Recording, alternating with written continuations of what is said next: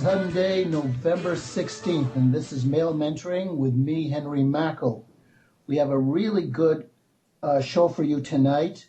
We have an interview with Randy Engel, who has led and who is leading a dedicated life. Perhaps the crowning achievement of her work is her book, Rite of Sodomy, Homosexuality in the Roman Catholic Church. This is a book that's over 1,300 pages long and took Randy 14 years to write. Randy, are you there? Yes, I am. Randy, what compelled you to dedicate 14 years to this project? What is this book about? Well, the book was written in part to help the Catholic faithful and actually all persons of goodwill to understand the true nature of the ongoing sexual abuse scandal in the church and the current state of auto-destruct that the church is currently facing. For those of your listeners who don't know what the Rite of Sodomy is about, it's basically a who's who in the homosexual and pederasty network that has existed actually in the American Catholic hierarchy and the Vatican for the past 100 years.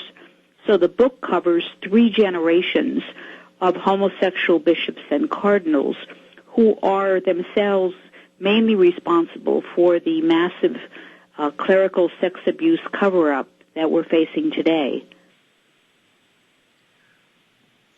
Is the main threat to the church the pederasty, or does this threat extend beyond the sexual crimes?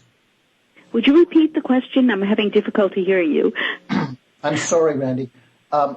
Is the main threat of these homosexuals pederasty, or is there a greater threat to the church? Well, actually, both homosexuality and its form of pederasty. Now, when we refer to pederasty, of course, we're referring to sexual activity between a minor and an adult. And throughout history, this pederasty has really been the main form that homosexuality has taken on. The concept of 2 adult males engaging in homosexual acts, that's a rather modern concept. So this problem of pederasty in society in general and in the church specifically has been one of long-standing.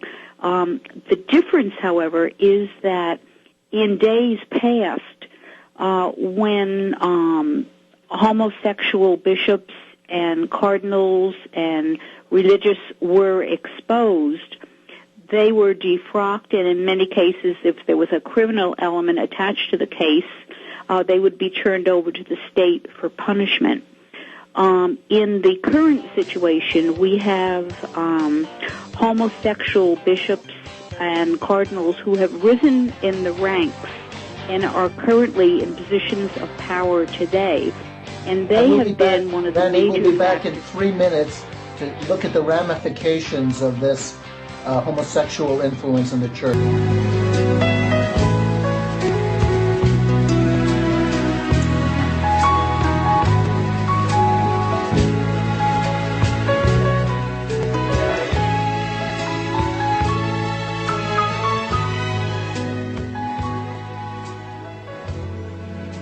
Go.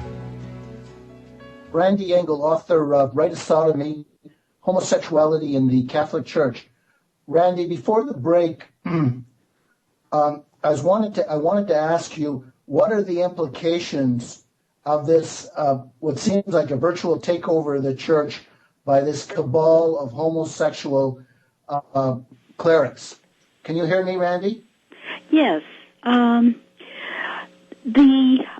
Well, first of all, I should state that the rise of the homosexual collective or the homosexual movement within the Catholic Church exactly parallels the rise of the homosexual movement within the United States at the secular level.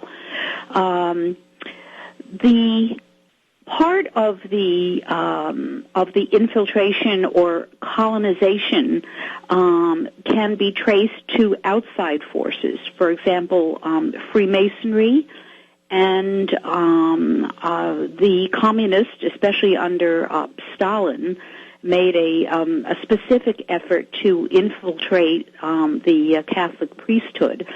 And then there is the enemy within.